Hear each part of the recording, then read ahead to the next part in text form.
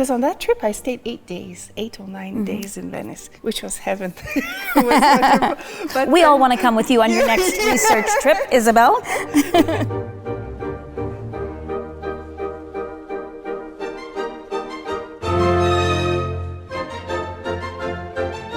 Hi, my name is Julia Wedman, and I'm the principal Baroque leader for Symphony Nova Scotia.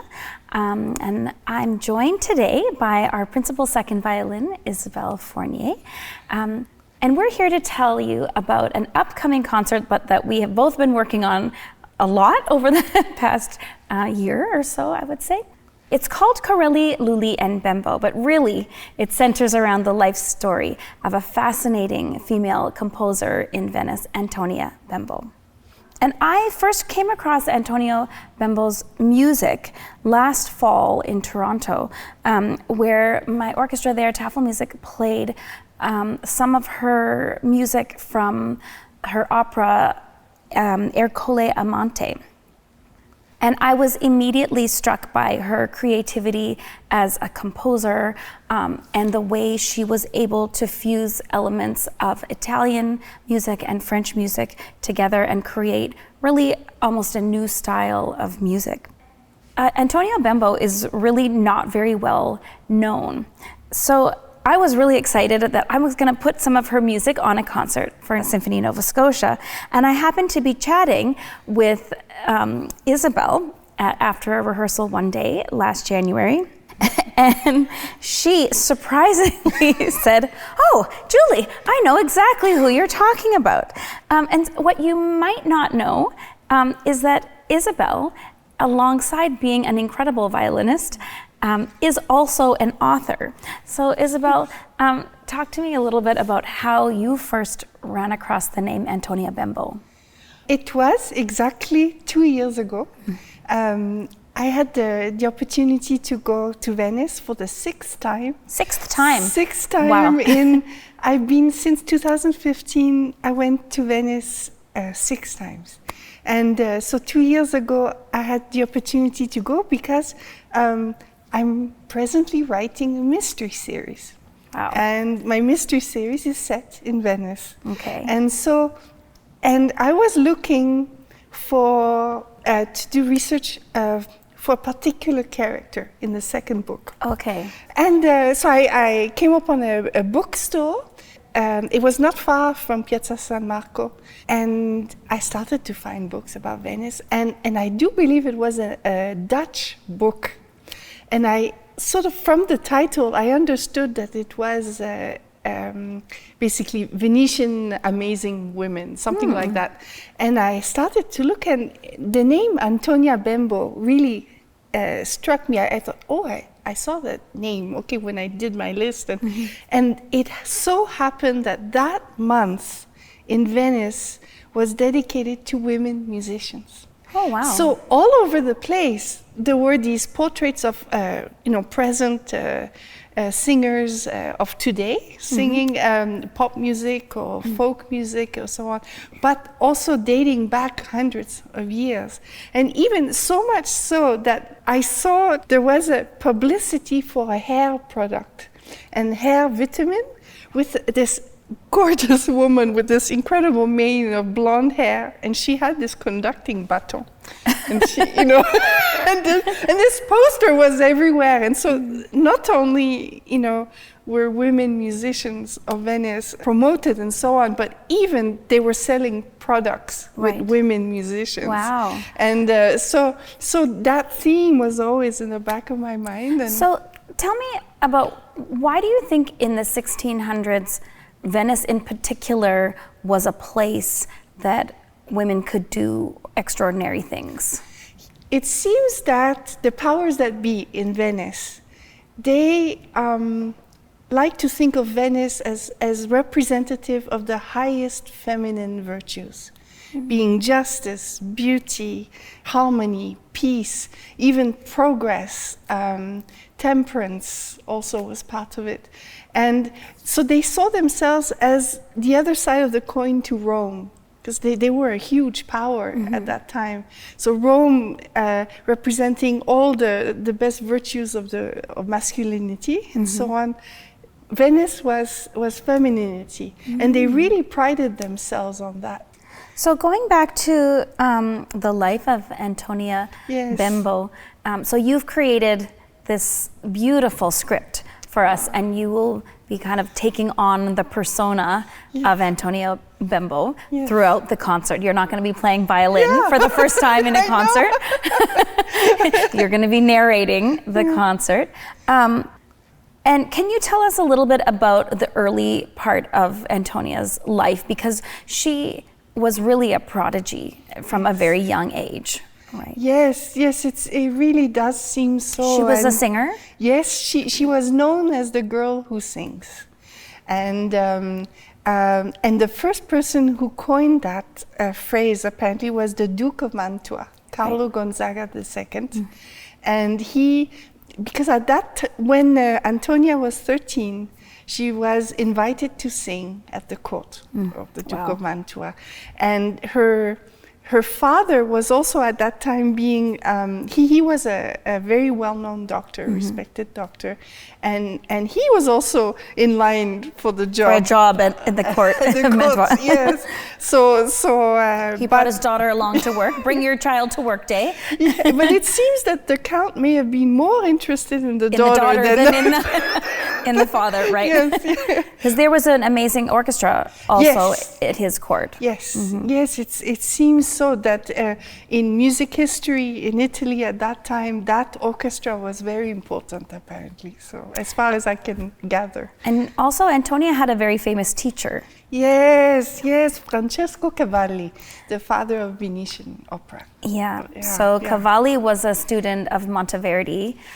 So she kind of the people that she was connected to in Venice were at all a very high level of success, I guess you would say. Yes, very much. And then she also had an interesting marriage proposal around that time too, didn't she? Yes. Well, her father seems to have been, how can I say, he loved musicians, and he was not a musician, but he really loved to move around in musical circles of the highest caliber. And at the court of the Duke of Mantua, they met Francesco Corbetta, who all of you who know Baroque guitar, he is one of the masters. One of the most incredible Baroque guitar players of all time. Yeah. And he played all over Europe, in all the royal courts of Europe by the time that Antonia sang there, and they played together. So she sang and he played the guitar, and so the father decided that this would be a good match, and he offered Antonia in marriage at 13. At 13, to this famous guitar player. And surprisingly, what did he say? Yes, apparently he said no, thank you. He said no, thank you. But then apparently later he claimed to have been charmed by the offer, but they kept their connection actually for the rest of their lives. Yeah. And so when Antonia was 19, then she actually got married. Yes. She met and fell deeply in love with a nobleman, Lorenzo Bembo. And the Bembo family were one of the founding families of Venice, of the Venetian Republic over the centuries. So that marriage started out well. Yes. But then Lorenzo went away to war. Yes, so they had 3 children together, and he was sent to fight in the war of Candia in Crete. And he was there quite a while, and while he was there, that's when things started to go awry, because suddenly money stopped coming in. He stopped sending money to the family. Yeah.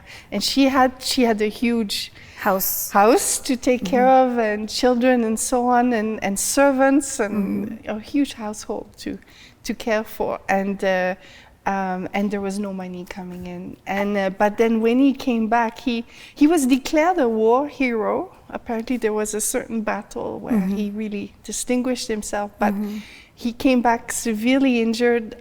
He either lost a leg or nearly lost a leg. His personality had changed, and he was violent. And she tried and tried for 4 years to get a divorce. To get a divorce, yeah. And so this is sort of the other side of Venice, which is the more traditional side. Yeah. Unfortunately, she wasn't able to get a divorce after many times trying. Yes. And so she's in this abusive relationship, can't get out of it. Yeah. And what did she do? In short, she escaped. Her children were old enough. Her children were adolescents and they were in school. And she brought her daughter to safety to a convent on Murano. And then it's very likely, from the biography that I read of her, it's very likely that Francesco Corbetta, the guitarist, helped her to leave Venice, to escape Venice, escape her life, and move to Paris. So Antonia Bembo lived 80 years. Yeah, which is very long at that time, isn't it? Yeah. It's like a really, like an incredible, like, journey of a lifetime. Yeah. So the first half of her life was in Venice, and the second half was in Paris. And what happened to her in Paris? Because I kind of love this part. Yes. It's my favorite part of the story. Well, what's extraordinary is that shortly after she arrived, it seems that Francesco Corbetta, who knew the Sun King, the King Louis XIV, he introduced her at court. So she sang for him with Corbetta accompanying her, one of her songs. And the king was so impressed with her that about 1 year later, he offered her a lifetime pension, where he basically paid for her life. Her existence. He found a place for her to stay, and where she could live in peace and compose. And most of her compositions were dedicated to the Sun King. And not surprisingly. Yeah. I would dedicate my compositions to him if he paid for my life for the rest, for me to just compose. And I know I find her story very inspiring, but I'd love to hear from you. What do you like most about Antonia Bembo, or what really strikes you about her? So much. But for me, I think considering the time she lived in, she must have had an extraordinary sense of self or courage in staying true to herself and her values. And she dared to honor herself, but in a very real way, to honor her talent, to honor, to protect herself from this abusive marriage. She made sure that her children were safe. I just think she's really an extraordinary person. Yeah. Me too. Well, thank you so much, Isabelle, for sharing all of your research and all of your wonderful thoughts about Antonia Bembo. And we can't wait to get everything together, all the beautiful music that we've chosen, and your wonderful script, and see how it all unfolds. So please join us for a wonderful concert and about a fascinating person. Yes. Thank you. Thank you.